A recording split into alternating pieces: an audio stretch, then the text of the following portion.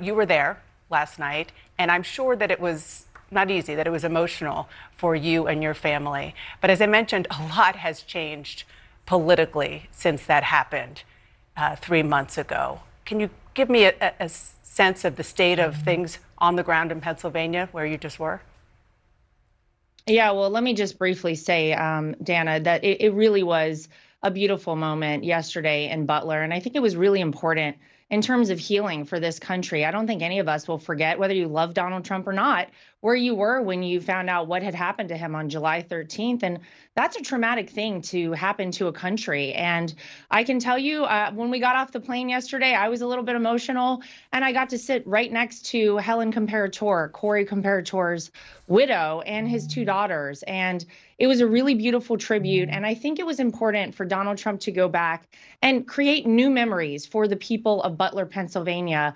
And that's exactly what you saw yesterday. But listen, you're right. The polling would indicate that things are neck and neck. I can tell you there were over 100,000 people at that rally there last night. I have never seen a crowd like that. You couldn't even see, standing on the stage, how far back the audience went.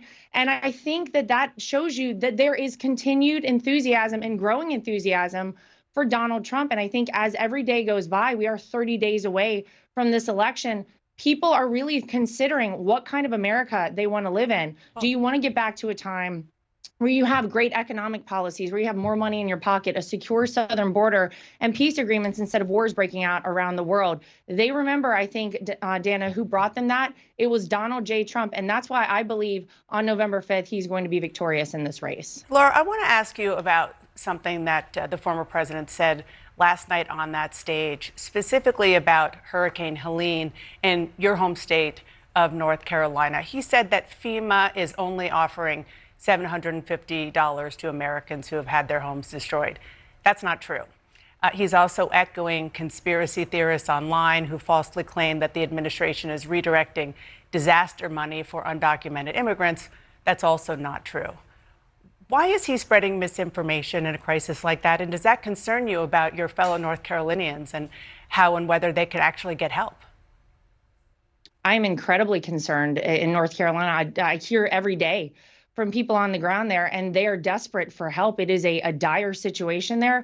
I actually think we don't even know the extent yet of truly how bad it is there. And look, Kamala Harris did come out and say it's $750 per family right now. The idea that we've spent $650 million in fiscal year 24 on the migrant crisis that Kamala Harris was responsible for stopping, and by all accounts, she created by having an open door policy at our southern border, but is Laura, infuriating. Laura, let me just stop you right there. Of this country. Let me just stop you right there, because I just want to not let this get out there. You are right that FEMA is giving $750, but that is a first step. It's for immediate needs. It's called the serious needs assistance. Dana, and said that they are out of money in terms of their hurricane relief. We have another hurricane heading towards Florida right now. What they have said is that there is money right now. Why don't they have anything in order? Why is it that right now the citizens in Western North Carolina are screaming for help, and it's having to come from local citizens? People from my hometown of Wilmington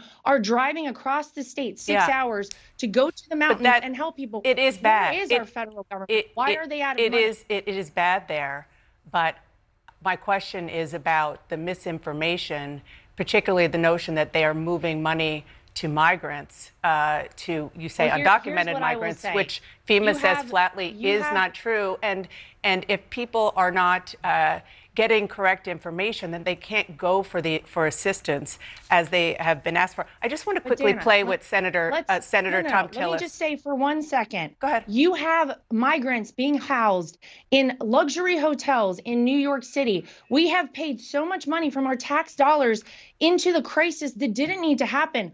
We could redirect money to help people immediately on the ground in North Carolina, or in Florida, where we're probably going to have a situation coming up in the next several days. That's a separate tranche of money. That's a separate tranche of money. I want you to listen to. I want you to. This migrant crisis hasn't been a disaster for every American. It is a big problem, but that has nothing to do with the people in your home state right now. I want you to listen to what the Republican senator from North Carolina, Thom Tillis, said about the rescue and recovery efforts. I'm actually impressed with how much attention was paid to a region that wasn't likely to have experienced the impact that they did. For anybody who thinks that any level of government, anybody here, could have been prepared precisely for what we're dealing with here, clearly are clueless. But right now, I'm out here to say that we're doing a good job. So he and others are saying, please, to the former president and to others, stop spreading misinformation because it's hurting people in North Carolina. I'm so glad to hear that he feels that way, but it's coming directly from people there. You can go online and you can look at videos of people recording themselves and posting online saying, we need help. No one has come here. We have nothing. And no one has even addressed the situation in my neighborhood or my area. So I'm glad to hear that he feels very good about that. And I hope that we hear more of that. I want them to recover there as soon as possible. And it's tragic, the loss of life that we've already seen. I think that number, sadly, is going to continue to go higher. And it's a tragedy all around. I want to turn to something that we learned this week about from prosecutors on Donald Trump's role in trying to overturn the election results in 2020. When Mike Pence's life was in jeopardy, an aide told prosecutors that Trump said, quote, "So what?" Do you think that's an appropriate response to the notion that his vice president's life appeared to be in danger? Well, I think that this is a ridiculous ploy, of course, in 30 days to an election to try and dissuade people from voting for Donald Trump. You know, the January 6th situation has been amplified to a level that I don't think is almost believable to so many people right now, when they're struggling to put food on the table for their families, when they're struggling to fill up their gas tanks, when you have dog and cat euthanization rates at an all-time high right now, because people are going to have to turn over their animals because they can't afford to have a family pet right now. When you have wars breaking out around the world, this is not the top concern for the people of this country. And the fact that this is coming to the forefront just speaks volumes about the fact that the Democrats probably don't feel good about their candidate of Kamala Harris.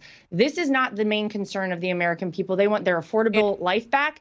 They want jobs back. They want their country back, and they want their safety and security back. And they know who brought it to them. It's Donald J. Trump. Let me talk about where we are right now, because we are 30 days away from an election.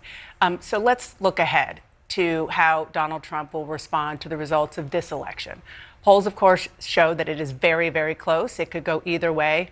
Is there any circumstance in which Donald Trump would accept a defeat and concede? Well, of course, if he feels that this is a free, fair, and transparent election, which, by the way, is my number one goal at the RNC. You mentioned at the top, I am the co-chair of the Republican National Committee, and our number one charge has been trying to make sure that we restore faith in our electoral process. There were a lot of people after 2020 all across this country who felt like maybe they couldn't trust that system. We want to restore the faith in that because it is really foundational, Dana, to who we are as a country, as American citizens. Every vote matters and every vote counts. And we have extended this offer to our friends across the aisle at the DNC. At the DNC, please come join us in this pursuit of election integrity. And so we want every person to feel when they go vote in America, whether they're voting Republican, Democrat, or third party candidate, their vote matters and their vote counts. And assuming everything is free, fair, and transparent, absolutely. If Donald Trump loses this election, he has said himself he will be happy to accept those results. Part of the reason why people are so unsure about what happened in 2020 is because Donald Trump claimed that it wasn't a free and fair election. And there's no evidence to prove that. There were, 60 lawsuits where lawyers like the ones that you're hiring went through the process, which he had every right to do. And there was no evidence of widespread fraud. His Attorney General, Bill Barr, said that again. So it sounds like you're setting up the same question of free and fair when that is what we saw. So again, do you see a scenario where he will take a different approach this election year?